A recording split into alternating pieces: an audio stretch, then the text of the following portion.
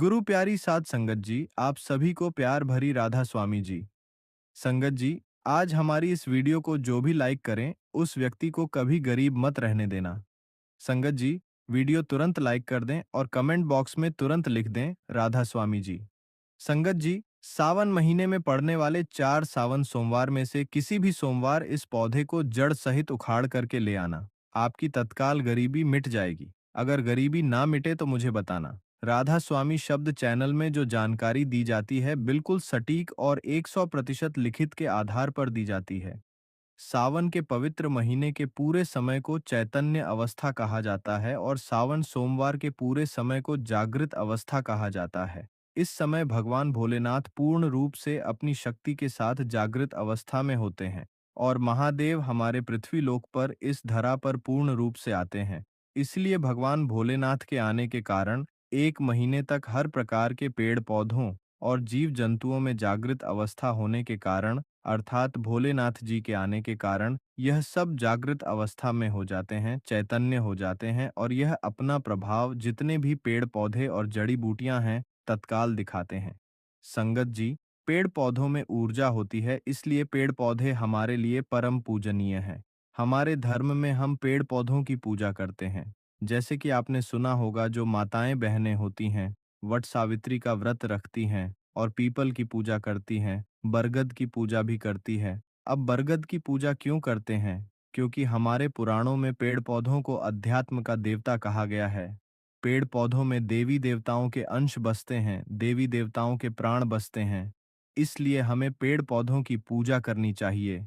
देखिए, जो पेड़ पौधे हमें मुफ्त में प्राण वायु प्रदान करते हैं, पेड़ पौधों से यह सारी दुनिया चल रही है। जैसे कि समय पर बारिश का होना, वातावरण का संतुलन बनाए रखना, यह सब पेड़ पौधों के कारण ही हो पा रहा है। तो सावन सोमवार के समय में रात के समय में ऐसा कौन सा पौधा है जिसे उखाड़ के लाना है, जिससे आपकी गरीबी तत्काल मिटेगी?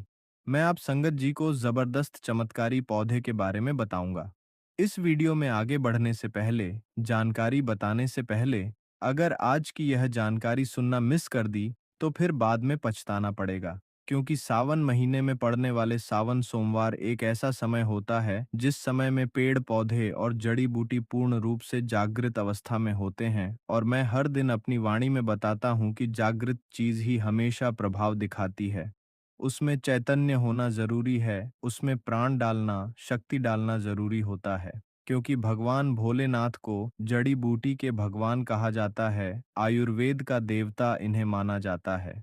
संगत जी, आगे बढ़ने से पहले अगर आप हमारे चैनल पर नए हैं तो हमारे राधा स्वामी शब्द चैनल को सब्सक्राइब जरूर कर लें और कमेंट बॉक्स में राधा स्वामी जी जरूर लिखें।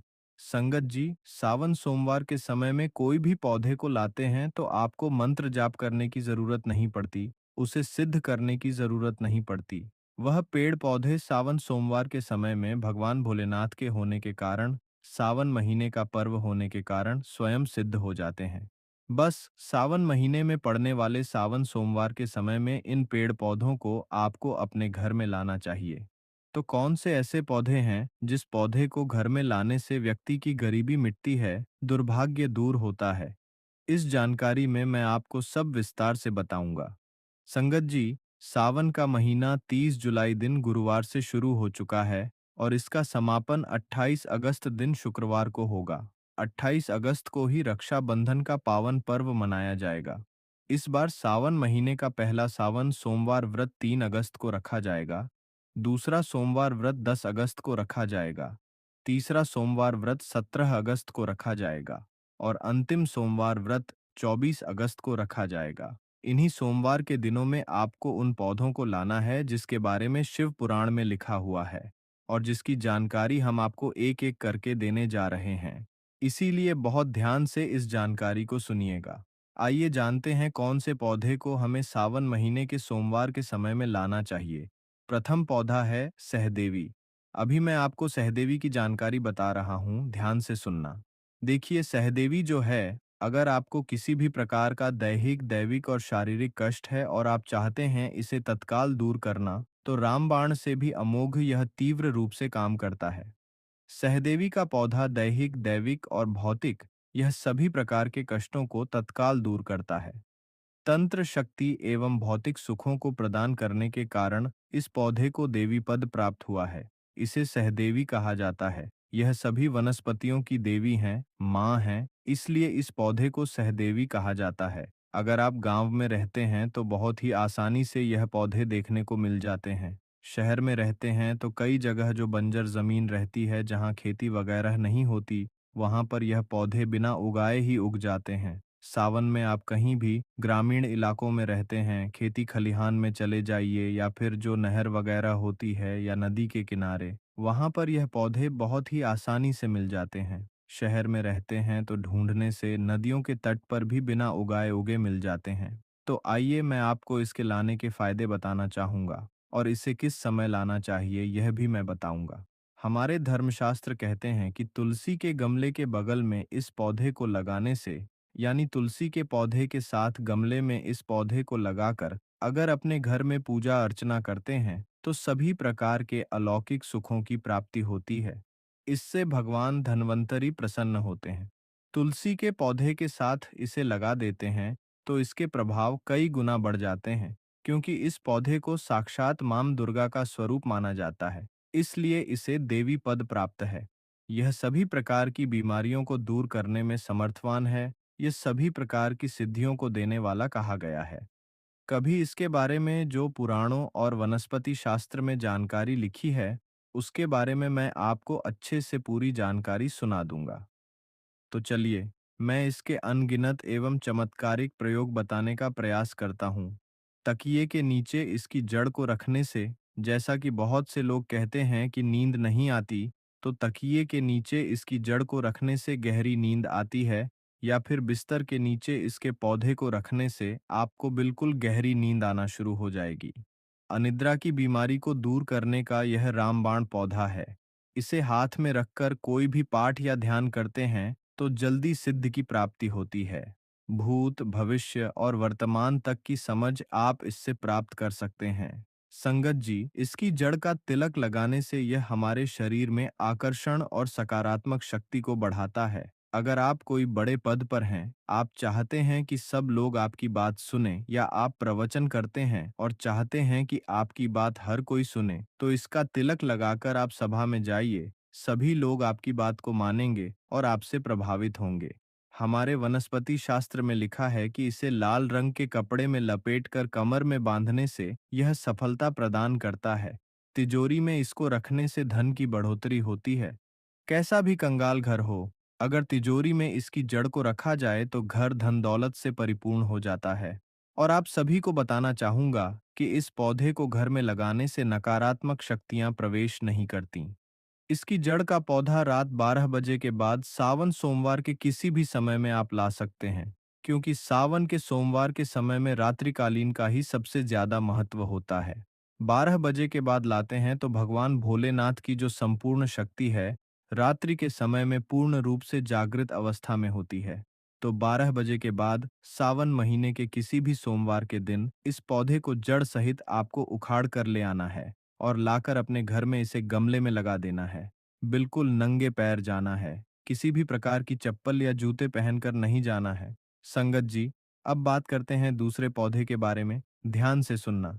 जो दूसरा पौधा है, इसे विष्णुकांता के नाम से जाना जाता है। कई लोग इसे अपराजिता बोलते हैं। ब्रह्मदेव ने सृष्टि के निर्माण के समय सर्वप्रथम इस पौधे की रचना की थी एवं भगवान श्री हरि विष्णु जी ने इस पर वास किया था। इसलिए इस पौधे को एक विशेष ऊर्जा प्राप्त हुई है। इसीलिए ज्ञानी लोग इस पौधे को विष्णुकांता के नाम से जानने लगे हैं। संगत जी, इसे अपराजिता क्यों कहते हैं? क्योंकि इसके गुण ही ऐसे हैं। यह आपको हर कठिनाई में अपराजित रखता है, कभी भी पराजय नहीं होने देता। इसको घर में लाने से कौन कौन सी अलौकिक और चमत्कारिक शक्तियों की प्राप्ति होती है, आइए जानते हैं। अगर आपको कोई अनावश्यक परेशान करता है तो इसकी जड़ का सकारात्मक प्रभाव आपको हर बाधा से बचाकर रखता है। यह पौधा लक्ष्मी जी को प्रिय होने के कारण अगर आप यह पौधा सावन सोमवार के समय में घर में लगाकर रखते हैं तो सुख संपत्ति एवं नाना प्रकार के सुखों की प्राप्ति होती है। पेड़ पौधों को आप साधारण मत समझना। यह जो पौधा है विष्णुकांता, जिसे हम अपराजिता बोलते हैं, इसमें स्वयं लक्ष्मी जी का वास माना जाता है। सावन सोमवार में इस पौधे को घर में लगाने से जैसे जैसे इस पौधे में वृद्धि होती है, जैसे जैसे इस पौधे का आकार बढ़ता है, जैसे जैसे इसमें फूल फल आते हैं, वैसे वैसे घर में धन धान्य की प्राप्ति होती है, घर में बरकत की बढ़ोतरी होती है। संगत जी, इस पौधे के पुष्प सावन सोमवार के दिन अर्पित करने से सभी प्रकार की सुख समृद्धि की प्राप्ति होती है। अगर आप चाहते हैं कि आपको सभी प्रकार के सुखों की प्राप्ति हो जाए, तो सावन सोमवार के दिन इस पौधे के सफेद रंग के पुष्प अर्पित कर देना। इसके पुष्प अर्पित करने से महादेव प्रसन्न हो जाते हैं और आपको सभी प्रकार के अलौकिक सुख प्रदान करते हैं। आगे बढ़ने से पहले आपसे निवेदन है संगत जी, वीडियो को जरूर लाइक कर दें। संगत जी, तीसरा पौधा है मदार का पौधा। अगर आप चाहते हैं कि सदैव आपके घर पर महादेव जी और भगवान गणेश जी की कृपा बनी रहे, तो आप सावन के महीने के किसी भी सोमवार के दिन मदार के पौधे को लाकर अपने घर के बाहर अच्छे से लगा लें। शास्त्रों में और शिव पुराण में साफ साफ लिखा हुआ है कि मदार का पौधा ऐसा पौधा है जिसमें महादेव जी और भगवान गणेश जी का वास माना जाता है। और अगर कोई भी व्यक्ति सावन सोमवार में इस पौधे को अपने घर के बगीचे या आंगन में स्थापित कर लेता है, तो उस व्यक्ति के घर पर सदैव भगवान गणेश जी और महादेव जी की कृपा बनी रहती है। और संगत जी, अगर किसी को भगवान गणेश जी का आशीर्वाद मिल जाए तो वह अपने जीवन में जिस कार्य को भी शुरू करता है, उस कार्य में उसको सफलता प्राप्त होती है। और महादेव जी का आशीर्वाद जिस घर पर बन जाए, उस घर का कोई कुछ नहीं बिगड़ सकता। संगत जी, इस पौधे को ध्यान से समझ लीजिए। इस पौधे का नाम है लटजीरा। भारत के अलग-अलग राज्यों में इस पौधे का अलग-अलग नाम है, लेकिन आपकी जानकारी के लिए बताते हैं कि इस पौधे में ब्रह्मा, विष्णु और महेश तीनों का वास माना जाता है।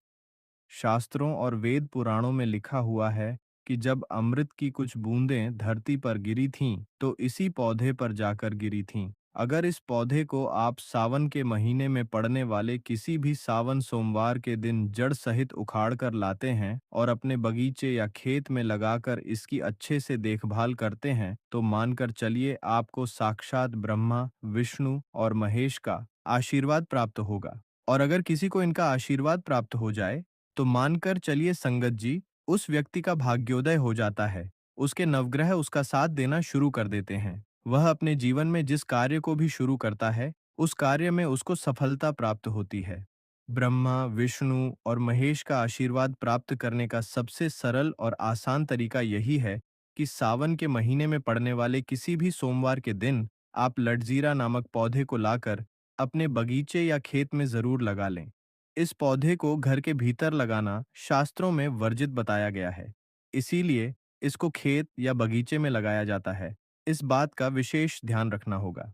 संगत जी, अगर आप चाहते हैं कि हमेशा आपके घर में धन का आगमन बना रहे, घर में धन की कमी ना हो, आपके जीवन में जो धन आए उसमें वृद्धि हो, महादेव जी, माता लक्ष्मी जी और भगवान विष्णु जी की कृपा सदैव आप पर और आपके परिवार पर बनी रहे, तो सावन के इस पवित्र महीने के किसी भी सावन सोमवार के दिन आपको सफेद सदाबहार का पौधा लाना है और अपने घर में लाल गमले में इसको लगा लेना है। आपकी जानकारी के लिए बता दें, सदाबहार के पौधे में माता लक्ष्मी जी के स्वरूपों का वास माना जाता है। यह पौधा भगवान विष्णु जी को अत्यंत प्रिय होता है और सावन सोमवार में सफेद सदाबहार के पौधे के फूल अर्पित करने से साक्षात महादेव जी का आशीर्वाद मिलता है। हमारे वेद पुराणों में लिखा हुआ है कि सफेद सदाबहार का पौधा अगर सावन सोमवार के दिन घर में लगाया जाए, तो इससे घर में धन, सुख, वैभव और ऐश्वर्य की वृद्धि होती है। घर में हमेशा खुशहाली बनी रहती है। तो संगत जी, यह आपके लिए बहुत अच्छा मौका होगा। आने वाले सावन सोमवार में आप सदाबहार के पौधे को अपने घर में लगा लें और इससे साक्षात आशीर्वाद प्राप्त करें। तो संगत जी, आज की यह जानकारी आपको कैसी लगी कमेंट बॉक्स में ज़रूर बताइएगा। साथ ही राधा स्वामी जी लिखना मत भूलिएगा। अब संगत जी, हम आप सबसे लेते हैं इजाज़त। अगली वीडियो में फिर मिलेंगे एक नई जानकारी के साथ। तब तक के लिए राधा स्वामी जी।